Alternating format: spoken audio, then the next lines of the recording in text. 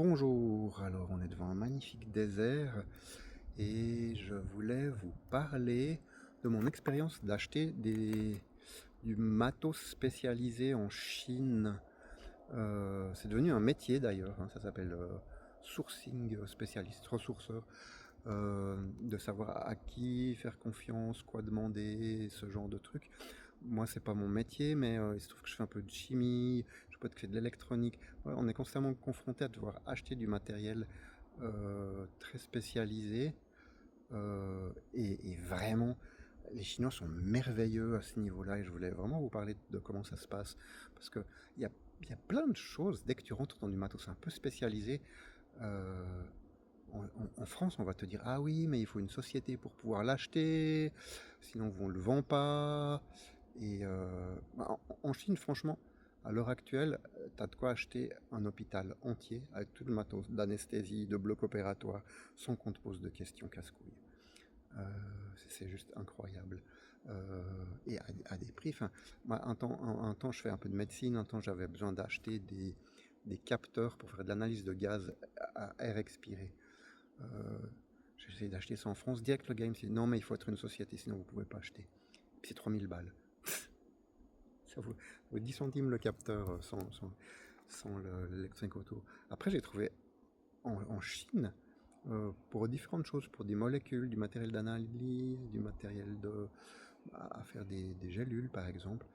Et à chaque fois, on se contacte sur Made in China ou Alibaba et très rapidement la personne me dit on va sur WhatsApp pour discuter et souvent ça devient vraiment un peu comme des amis. Par exemple, c'est marrant là, récemment j'ai acheté je vais vous raconter quelques petites histoires pour vous montrer un peu comment ça fonctionne. Je voulais acheter une machine à faire des pilules. Puis donc je contacte un gars qui fait ça, puis moi, c'est des petites quantités, et la plus petite machine manuelle, elle fait 30 kilos. Puis je fais, ah ouais, quand même, c'est un peu chiant. Il me dit, mais tu veux faire quoi exactement? Puis je lui dis, puis tout de suite il m'envoie une image. Il me dit, tiens, regarde ça. Et il m'a proposé une machine à faire de la gélule, qui était exactement ce dont j'avais besoin. Et il me l'envoie, et ça marche. Un mois plus tard, je commence à faire mes gélules. Je fais un petit clip vidéo que je mets dans mes statuts WhatsApp. Et il le voit, il me fait ah ah, ça marche alors, tu l'utilises. Ou la première fois que j'ai acheté un produit pharma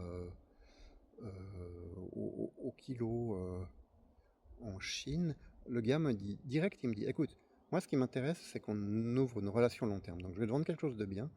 T'as pas à t'inquiéter parce que ce qui m'intéresse c'est vraiment ça c'était il y a 5 ans. Moi ce qui m'intéresse c'est qu'on fasse une relation long terme. Et ponctuellement je fais des analyses de ce qu'il m'envoie, c'est à chaque fois nickel.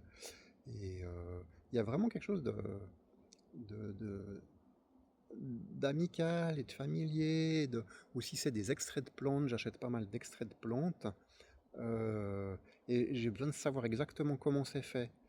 Et ça, en France, tu n'obtiendras jamais ce genre de renseignements. Alors en Chine, ils sont pas toujours 100% honnêtes. Au niveau des extraits de plantes, il y a quand même pas mal de magouilles, mais tu as la possibilité de poser la question et ils vont remonter à l'usine. Tu dis, ouais, j'ai besoin de savoir si c'est extrait à l'eau, si vous avez écarté tel type de molécule en faisant votre extraction. J'ai besoin de savoir exactement comment vous avez fait votre extraction. Ils vont te dire, ah, je demande et je reviens vers vous. Et ils le font. Euh, et ça, c'est vraiment génial. En France, tu n'obtiens jamais ce genre de renseignements. Voilà, donc c'est un peu tout ce que je voulais dire. Ouais.